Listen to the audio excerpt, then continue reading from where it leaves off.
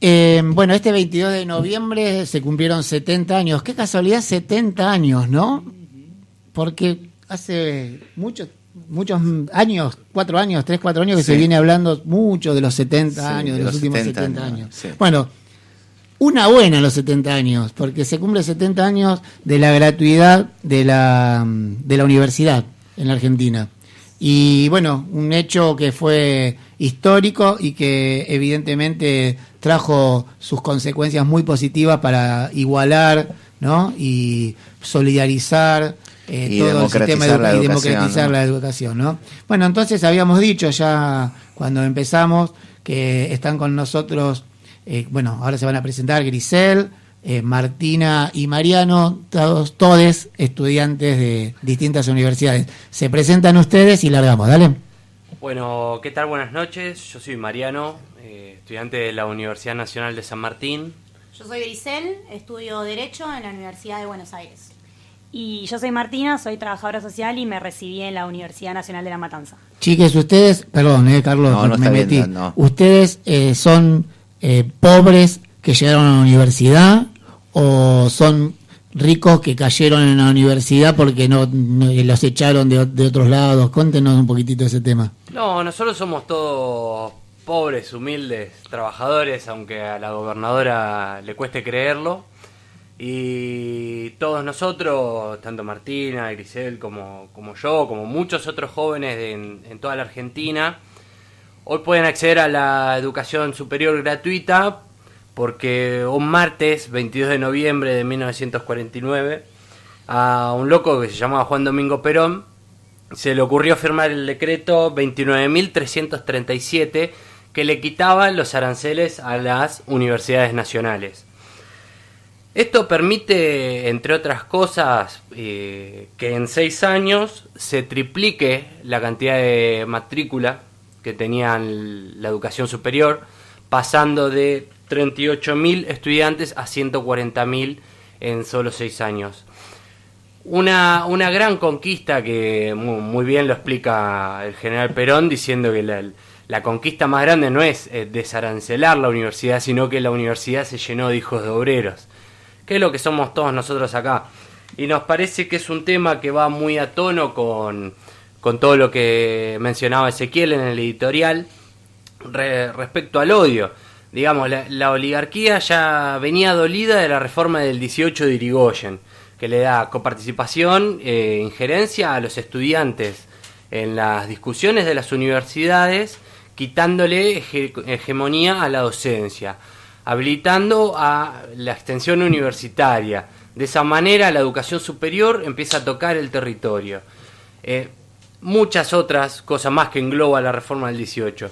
Viene Perón y encima se le ocurre quitarle el privilegio que tenían los oligarcas y ahora el pobre, humilde del obrero, de un astillero, de los ferrocarriles, podía acceder a la misma educación como hoy accedemos nosotros, que en ese momento estaba reservado a quienes podían pagar los aranceles y nada más. Fíjense cuánto va a tono con el editorial de Ezequiel, que este odio en contra de la gratuidad universitaria resuena todavía hoy en día. En el gobierno de Mauricio Macri y María Eugenia Vidal se cansaron de decir que los pobres no llegan a la universidad, que es esto de universidades por todos lados. Y bueno, nosotros, Martina es recibida, no solamente llegó a la universidad, sino que permaneció y tuvo la posibilidad de recibirse. Sí, pero también una cosa que nos pasa, seguramente, si hay otros estudiantes que nos están escuchando, es que tenemos acceso a la universidad pública, pero como no hay trabajo en nuestro país, o los trabajos que tenemos son todos precarizados, o monotributistas, o pasantías, nos cuesta mucho sostener esa trayectoria educativa, teniendo en cuenta que la mayoría de las carreras universitarias son de 5 años, el plan de estudios, pero que en realidad uno lo va con el laburo que va pudiendo tener, se terminan haciendo en 10 años, y eso es lo que realmente nos preocupa. Nosotros accedemos a la universidad, pero no podemos tener trabajo. Y para nosotros el trabajo es lo fundamental, lo que tenemos que construir, lo que tenemos que generar, para después poder acceder a una educación y no tener que estar haciendo malabares para poder recibirnos. No, y también la cuestión de la gratuidad de la universidad también venía de la mano en la época de Perón con los cursos de formación acelerada, que lo que implicaba es que vos te formabas, pero también te formabas y tenías trabajo, alimentabas esa industrialización que tenía pensado Perón. Y es por eso que también planteamos, no somos solamente analizadores de la problemática, sino que venimos con una solucionática. Y es poder volver a realizar lo que se hizo en la época del peronismo. Los cursos de formación acelerada tuvieron ejemplos a lo largo de la historia, como por ejemplo fueron después de 33 años en la línea de producción, instalar, por ejemplo, un clásico argentino que fue el Peugeot 504, el Citroën CB, la Chevy, el Falcon y Coupé, el Fiat 600 y el famoso rastrojero, entre otras. Y a su vez, por ejemplo, tuvimos también en la industria aeronáutica misiles Cóndor, entre otros. En la industria naval, el T-42, el destructor T-42 Santísima Trinidad. También en la energía atómica, Atucha 1 y 2, Centro Atómico Constituyente. Y fuimos capaces de crear el INVAP, la CONEA, el Astillero Río Santiago, INTI, INTA, la UBA, la Universidad de La Plata, entre otros. Y son centros de investigaciones, industrias, ámbitos académicos, científicos, institutos del más alto prestigio internacional, que hoy en día están formando profesionales, pero no hay un Estado presente que tenga industria nacional donde puedan desarrollarse estos profesionales. Sí, en mi caso, por ejemplo, yo estudio ingeniería en alimentos. Prácticamente no tenemos industria de alimentos y bebidas a nivel nacional, pero me parece un poco más cuestionable, y haciendo alusión a lo que decía Grisel, el rol que toma el Estado. La educación superior es gratuita, tenemos el boleto universitario, pero no solamente en términos materiales para acceder, permanecer y recibirnos llega a ser insuficiente en cierto punto, sino que además hay que cuestionarse quién arma los planes de estudios de las universidades, para qué. El diputado, ¿se escucha? El diputado nacional por el Frente para la Victoria, Roberto Salvareza, señaló que el sistema de ciencia que nos deja Macri es un sistema que expulsa. No da lugar a los jóvenes, ni en el CONICET, ni en el INTA, ni en el INTI, ni la Comisión de Energía Atómica. Tampoco le da la posibilidad de tener un desempeño digno en su vida, porque los salarios están un 40% por debajo de lo que eran en 2015. Y las becas están debajo de la línea de la pobreza. Esto es civilización. Sí, es un claro reflejo de la idiosincrasia de la derecha argentina, básicamente. Cuando en los 70 irrumpe la dictadura, el último golpe cívico-militar que tuvimos en el país, una de las principales cosas que se dedicaron a destruir fueron los ferrocarriles. Uno de los mayores desarrollos científicos tecnológicos que tuvimos en el país nunca. No solamente por haberlos nacionalizados con el peronismo, sino haberlos expandido e incluso fabricar locomotoras en el astillero Río Santiago, por ejemplo. No es casual que hoy repitan este mecanismo, y también hay que pensarlo, me parece a mí, desde este punto de vista. Cuando ellos destruyen los ferrocarriles, inmediatamente en paralelo comienza la construcción de rutas, justo paralelas a las vías de los trenes, sabiendo que en ese momento el transporte en camión valía un 120% más aproximadamente que transportar las mismas cargas en ferrocarriles. No es casual, repito, que la derecha venga a destruir el desarrollo científico-tecnológico del país. Sí, obvio. Nosotros, aparte de ser estudiantes y de ser trabajadores, también somos militantes y bueno, desde Social 21, que la tendencia, que es nuestra agrupación, lo que planteamos es esto, es decir, bueno, me hacía acordar cuando te escuchaba vos en la editorial, es todo lo que hablamos todo el tiempo, volver al Estado empresario. Nosotros hablamos muchísimo del Estado empresario argentino porque creemos que es la única herramienta de liberación nacional que tiene el factor de escala suficiente para poder hacerle frente a las multinacionales.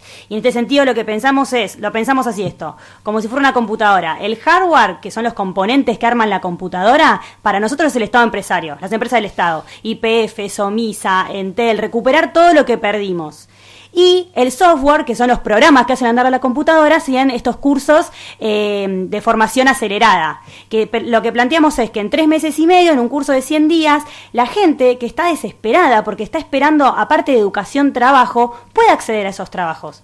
Es decir, que puedan salir ayudantes de un oficio, pero de oficios que realmente luego se puedan aplicar en la industria que nosotros queremos volver a reactivar, que son un montón, que tienen que ver con mecánicos, gente que pueda trabajar en los astilleros, no solamente ingenieros navales, que es súper difícil de acceder.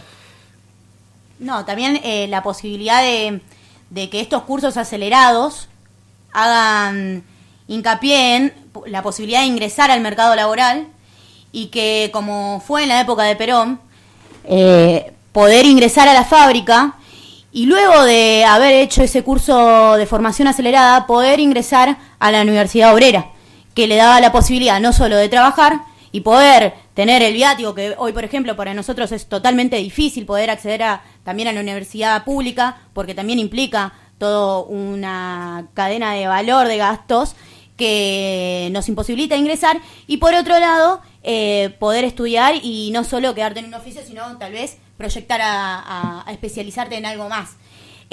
También me hace acordar esto de civilización y barbarie, que la civilización, por ejemplo, cuando nosotros planteamos los proyectos de liberación que plantea Social 21, que es, por ejemplo, poder tener otra vez la flota mercante, está la civilización que plantea, por ejemplo, personas, empresarios como Tetamanti, que son personas que quieren abrir el comercio a traer barcazas, a traer buques extranjeros usados, y que los astilleros nacionales, en vez de estar fabricando buques para la Argentina, estén arreglando buques para otros lados, cuando hoy en día tienen el factor de escala de poder fabricar buques nacionales. Y a su vez son personas que, por ejemplo, fábrica, industria que tocaron fue para atrás. Entonces, por otro lado, nosotros lo que, desde la barbarie, digamos, ¿no?, que para ellos somos la barbarie, proponemos la liberación, un proyecto de liberación. Es lo que propone Social 21, la tendencia. Claro, en este sentido y también en sintonía con un poco con lo que hablaba Carlos respecto a la División Internacional del Trabajo, también hay que pensar la División Internacional del Trabajo científico que existe hoy en día. Hoy todos los desarrollos científico-tecnológicos se resguardan en el norte, se desarrollan en el norte, y los países de la periferia venimos a hacer el análisis de los resultados, de comprobar si efectivamente es así. Ahora, ¿cómo puede ser que hablando con técnicos del INTA, vos te enterás que al querer investigar sobre los efectos del glifosato en la salud, desfinancia la investigación? Es importante cuestionarse esto también, porque a la vez hay que destruir un concepto que tiene la gente en la cabeza, que es lo de las tecnologías de punta. Primero y principal, romper con este estigma o con este pensamiento que hay de que para tener un desarrollo científico y tecnológico es una receta de cocina. Tenés que empezar a hacer lo que hizo fulanito, Estados Unidos o Inglaterra. Después el otro paso que hizo el mismo fulanito, o el avance que hizo menganito. No, los desarrollos científico y tecnológico es, pensémoslo como agarrar la premezcla de un bizcochuelo exquisita. Ya todo el trabajo lo hicieron ellos. Nosotros tenemos que retomarlo desde donde está y darle la orientación que necesitamos para el desarrollo endógeno del país. Acá es donde entra... ¿Retomamos la pregunta o hace falta que retomemos? Ustedes ya... No. Sostenemos el hilo, digamos. Lo que estábamos reflexionando un poco es con el cambio de ideología o de idiosincrasia que se tiene que dar en el área científico-tecnológica. Y lo que estaba desarrollando es el concepto de tecnología de punta, por un lado, que nos dice que una tecnología es mejor que la otra, que habría que suplirlo por el concepto de tecnología conveniente, que pensar qué es lo mejor para cada país o para cada realidad según el sector en el que está. Y me parece que un poco respondiendo a tu pregunta, Carlos, va por acá, en el sentido de que hay que pensar de la siguiente manera. Cuando uno ingresa a la universidad, se encuentra en primera instancia con un plan de estudios.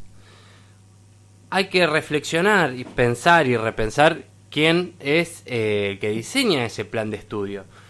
¿Cómo puede ser que el mayor porcentaje de estudiantes de mi carrera, repito, ingeniería en alimentos, en un país agroexportador, Argentina, que tiene todas las necesidades de desarrollarse internamente para generar empleo para 4 millones de compatriotas, me parece más que necesario replantearse que la mayoría de esos estudiantes de esa carrera piensen irse a trabajar en una de las 10 multinacionales que manejan la industria de alimentos y bebidas a nivel mundial. ¿Cómo puede ser que... Cuento una anécdota personal, pero ingreso a la Universidad Nacional de Luján. Yo estudiaba en Luján antes de estudiar en San Martín. Primer clase de introducción a la ingeniería en alimentos. Asignatura introductoria a la carrera. Ejercicio, que es la ingeniería para cada uno. En un papel, la docente lo leía. Pasó un papelito, que es la ingeniería de innovar. Un eslabón en la cadena agregada de valor productivo. Llega un papelito que dice textualmente, y me lo acuerdo patente, una herramienta de transformación social para beneficio del pueblo. ¿Lo habías escrito vos? Exactamente.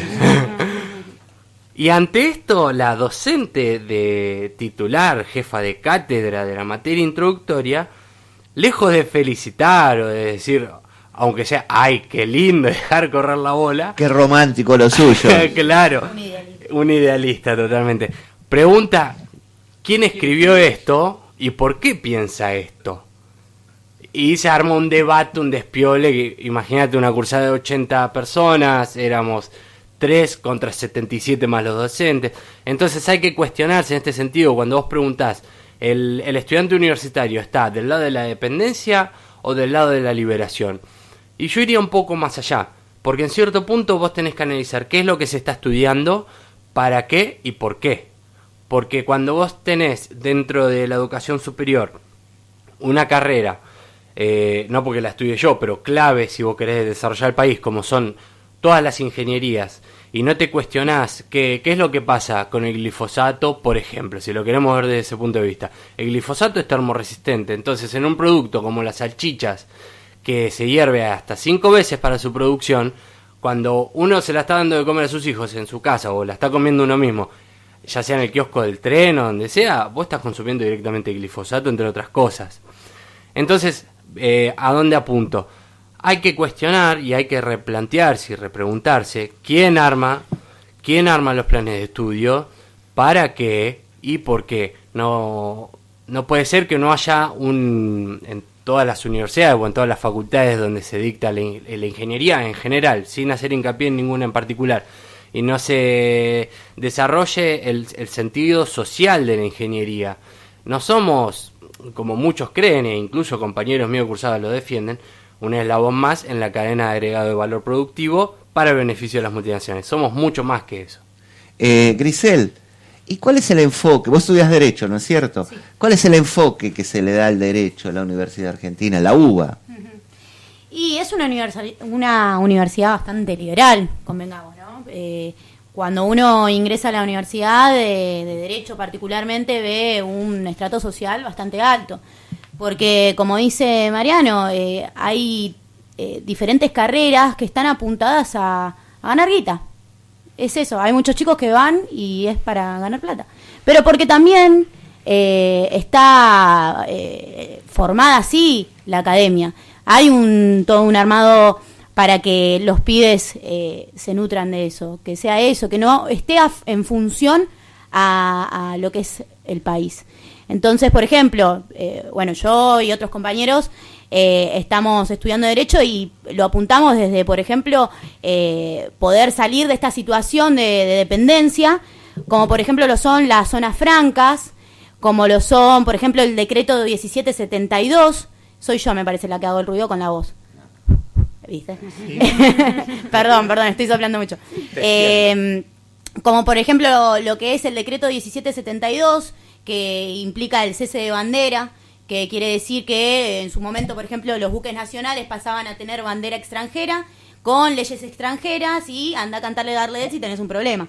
Entonces lo que planteamos desde, por ejemplo, estudiantes de Derecho de Social 21 en la tendencia es, por ejemplo, poder pensar cómo hacer para salir de esa situación que hace que se deprima nuestra industria y que no nos da posibilidad de generar empleo, porque, por ejemplo, hoy en día todo lo que implica la sustitución de importaciones, que sería lo que crearía trabajo en la pyme argentina, en la industria argentina, no nos dejaría por este tipo de decretos. Entonces, si bien hay un armado de la academia que baja línea para que los estudiantes, las estudiantes, piensen en función a lo que es el capitalismo, el capital privado, también hay otras personas que lo piensan de este modo. Pero si no hay un cambio en lo que es la realidad de las personas, también no vamos a poder hacer un cambio en lo que es el área universitaria.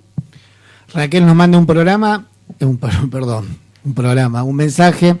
Parece que hay algunos problemas para mandar mensajes al Facebook. Dice que que recomienda el manual de las onceras argentinas, que tendríamos que mirar de nuevo el CLAN en la capacitación laboral de alcance nacional, que si bien tenía huecos, se podría revisar y dar salida laboral con formación previa desde las secundarias. Bien, gracias Raquel. Y Martina, vos es trabajo social. Uh-huh. Bueno, ¿cuál es el enfoque que se le da al trabajo social? Bueno, este es un tema bastante complejo porque nosotras, a diferencia, digo nosotras porque el 80% de la carrera somos mujeres, a diferencia de lo que planteaba recién Grisel con Derecho, no estudiamos trabajo social justamente para ganar guita, todo lo contrario, porque nuestros sueldos, más allá de que deberían ser sueldos dignos para cualquier trabajador, son sueldos bastante magros y sobre todo no eso, sino las condiciones de precarización laboral, que están siempre presentes dentro de lo que es el trabajo social. Entonces, cuando estudiamos en la universidad, siempre terminamos aprendiendo de que esta cuestión de los pobres, porque uno así es como se dice, como la gente entiende que nosotros estudiamos para ayudar a los pobres, que es algo que se dice, es como algo que va a existir siempre dentro del capitalismo. No podemos erradicar la pobreza, no podemos generar los puestos de trabajo que se tienen que generar, la gente no va a acceder a todos los derechos que tenemos, como la educación, la salud, la vivienda digna, sino una parte de la población. ¿Y qué sucede? Nosotros no creemos que 4 millones de desocupados, 6 millones de planes sociales y 8 millones de personas que trabajan en negro sea algo que se vaya a solucionar dentro de la lógica del capitalismo. Y no queremos ser un trabajo social funcional a ese capitalismo. Todo lo contrario, sino que lo que queremos es que la trabajadora social del siglo XXI, como planteamos nosotros, pueda realmente tener injerencia y cambiar la vida de la gente. Pero lo vamos a hacer si solamente generamos a través del Estado empresario los puestos de trabajo suficientes para que eso pueda suceder.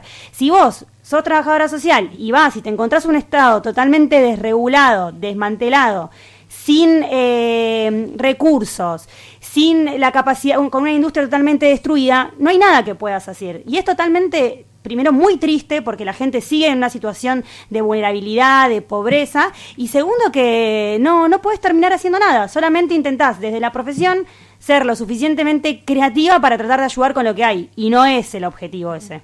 No, y aparte, antes, cuando llegamos al pleno empleo, con Perón, tuvimos alrededor de 300 empresas del Estado que funcionaban bien, que era un honor poder trabajar en una empresa estatal porque te pagaban bien, tenías comedor en planta, vacaciones pagas, todos los derechos del trabajador.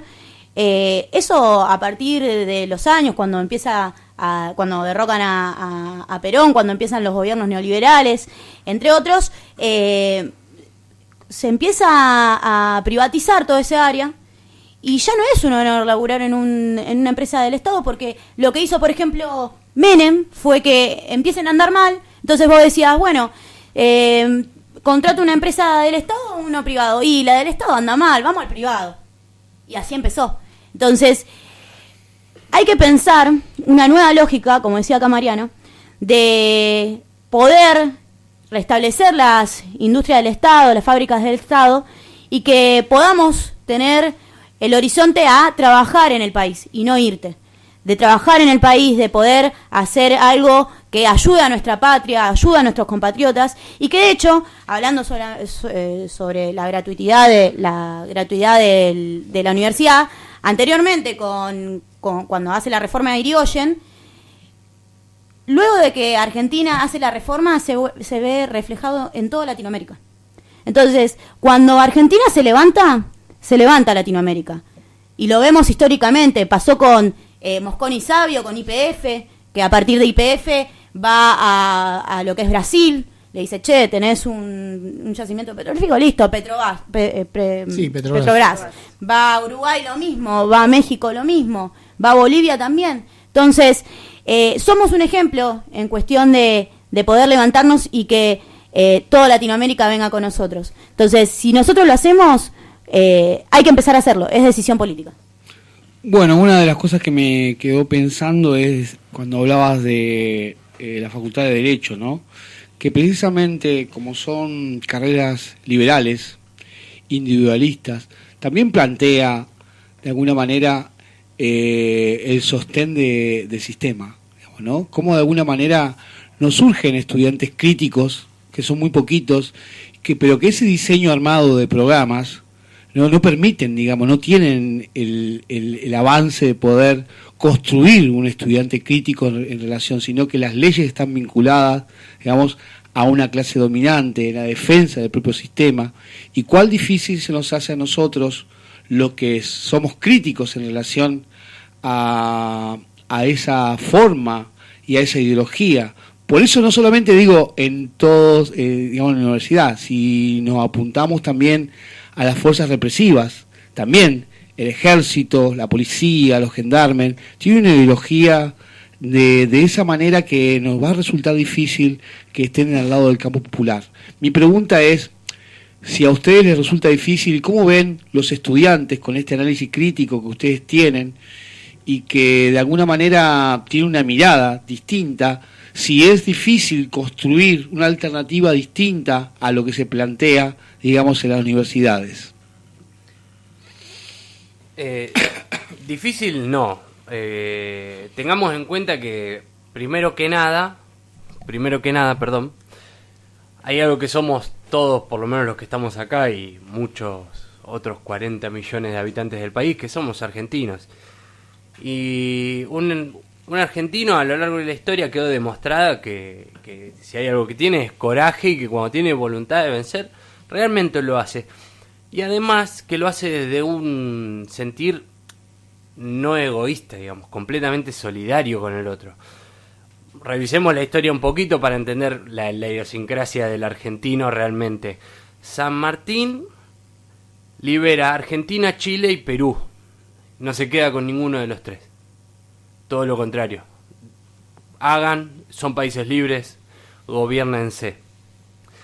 Después viene Juan Manuel de Rosas con la vuelta de obligado, que le hace frente a las fuerzas imperialistas del momento, a los ingleses y a los franceses, diciendo no, nosotros vamos a cuidar la pequeña y mediana empresa de la época, los talabarteros, los plateros y demás, y la navegación de las vías internas es nuestra, y le suma la ley de aduanas. Después viene Irigoyen, esto que decía Grisel. Irigoyen y Mosconi crean YPF y no van recorriendo Latinoamérica diciendo acá tiene que haber una filial de YPF, vos tenés que vender mi petróleo. No, Mosconi va a Uruguay y le dice vos tenés que tener tu petrolera, ANCAP. En México va y hace lo mismo, ustedes tienen que tener y manejar su petróleo. Pemex, Bolivia, YPFB, Brasil, Petrobras.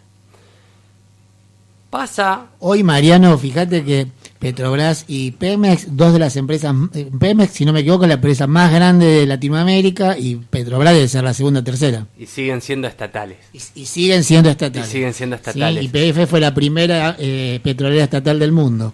Totalmente. Después viene Perón.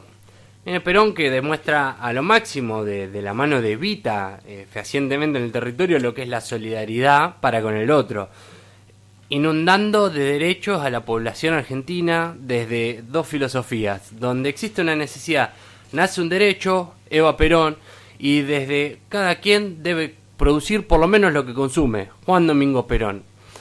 Y podemos ir un poco más allá.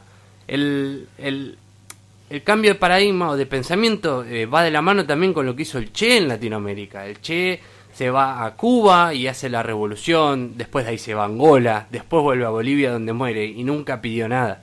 La idiosincrasia del argentino no es egoísta, hay que trabajarla y volver a las raíces, volver al origen. Bueno, y que tenía que ver con profesionales y la economía social.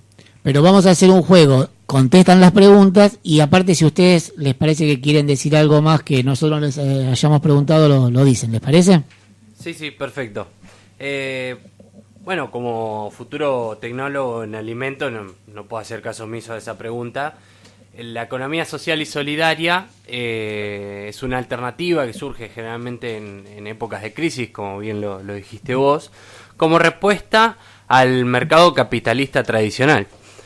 Entonces, es necesario, sí, efectivamente, formar profesionales que tengan una mirada integral de estas necesidades, porque hay un gran dilema, por ejemplo, cuando vos de un lado tenés a la cooperativa La Salamandra, productora de lácteos, que en su momento supo exportar a Alemania, Francia y demás sus productos. Hoy es una fábrica recuperada, transformada en cooperativa, y enfrente tiene para competir un monstruo como la Serenísima. Entonces, sí, efectivamente es necesario también hacer un replanteo en este sentido, pero además hay que sumarle que hoy cómo se comercian los productos de la economía social y solidaria tienen que tener otro encauce también. En este sentido, por ejemplo, es necesario un Estado formador de proveedores. Un concepto que se toma de la industria en general, que es, vos tenés una necesidad, lo que haces es formar un proveedor que te pueda brindar ese producto para comercializar directamente con él. Entonces, ahora dejo de contestar como estudiante, contesto como militante. Perfecto. Nosotros tenemos un proyecto de ley en el Congreso que es la ELMA del siglo XXI, empresa de líneas multimodales argentinas del siglo XXI, que integra el modo carretero, ferroviario, aéreo y fluvial para mover las mercancías, pero además establece que en cada estación de transferencia exista un mercado central local. ¿Qué es esto? Sacar el mercado central de la autopista y llevarlo a los barrios para competir con las multinacionales, figuradas en Carrefour, o en Jumbo, o en Bea, o en lo que sea. Desde ahí el Estado tiene la posibilidad de formar proveedores o darle un mercado más amplio al que viene teniendo la economía social y solidaria, que más allá de los profesionales afectados a esta tarea, que necesitan tener injerencia en el desarrollo, en la formación de tecnología en pos de y demás, también la economía social y solidaria necesita otro mercado más amplio para comercializar sus productos. Sí, por eso nosotros hacemos siempre tanto hincapié en el Estado empresario, que es el único que puede generar el pleno empleo y a partir de eso, obvio, desarrollar los mercados en los barrios y darle un fuerte impulso a la economía social y solidaria, pero siempre con el Estado empresario como aquella herramienta que nos va a llevar a poder crear todos esos puestos de trabajo que son totalmente importantes para nuestra gente, ¿no? Para nuestro pueblo. Y retomando un poquito lo que decían ustedes recién, el viernes que está la Marcha de la Resistencia, también queremos convocar porque va a estar marchando junto a EVE el ingeniero Ángel Cadelli, quien nosotros proponemos como presidente del Astillero Río Santiago. Marian, si querés contar un poquito. No, Ángel arranca como peón de fábrica en el 72 con Perón en el astillero, se empieza a formar con los cursos de formación acelerada que comentaba Grisel del peronismo y se va desarrollando hasta ser ingeniero, jefe de área en distintas distribuciones. Nosotros como fuerza política lo proponemos a él ante Axel Kicillof, futuro gobernador de la provincia, porque creemos que es la alternativa, por lo menos de lo que hay ahora, más conveniente. Estamos seguros de que es lo más conveniente y de que nadie conoce tan bien al astillero como él, bueno, y Marcelo Pérez, candidato a vicepresidente del astillero. La semana próxima seguramente o la otra los pasaremos a Cadele. Perfecto, excelente. Sí, ellos siempre están a la orden del día para poder comentar estos proyectos de liberación que proponemos también desde Social 21, cuando hablamos de civilización y barbarie, la barbarie en la que nosotros estamos, que somos parte, no tenemos los recursos, no tenemos la posibilidad de ser una opción política hoy en día en la Argentina, y es por eso que lo que hacemos es como un movimiento político de liberación, es ir a las casas, comentar sobre los proyectos de ley, que la gente sepa que existe gente que está pensando en una alternativa política de liberación para poder generar empleo, llegar a la soberanía política, a la independencia económica y a la justicia social, que es lo que necesitamos y que es lo que llevamos a cabo. Es por eso que vamos a las casas, comentamos los proyectos, lo explicamos, lo ponemos en democracia participativa, que es algo que no estamos acostumbrados después de mucho tiempo, dictaduras que nos dejó de lado el debate político. Entonces tratamos de que vuelva a renacer esa normalidad de poder discutir política en las casas, proyectos políticos, y lo que hacemos también es juntar afiliaciones, porque lo que hacen los partidos políticos generalmente es comprar o tener dinero para poder difundir sus ideas políticas, y como nosotros somos gente del campo popular, pobres, lo que hacemos es ir, comentarle estos proyectos a la gente y si están de acuerdo poder sumar su afiliación a que podamos formar nuestro partido político, ya que no nos dan lugar en ningún lado, porque atrás de estos proyectos hay muchas multinacionales que están en contra. Entonces para esto necesitamos el apoyo de todos. Las redes sociales para que se puedan comunicar son Social 21 con el 21, la tendencia, y en las diferentes plataformas, YouTube, Instagram y demás, y ahí pueden contactarse con nosotros para que podamos divulgar este tipo de proyectos en sus casas, en clubes, en donde sea. Bueno, y Medios Raros les quiere agradecer su presencia. Gracias por estar acá, por haber compartido con nosotros estas 2 horas. Gracias a ustedes por el espacio. Sí, por invitarnos, muchas gracias. Y realmente nos vamos con la idea, con la sensación de que hay jóvenes, a pesar del formato de joven que nos quieren vender, hay jóvenes que se preocupan por construir un mundo mejor y más justo para todos nosotros.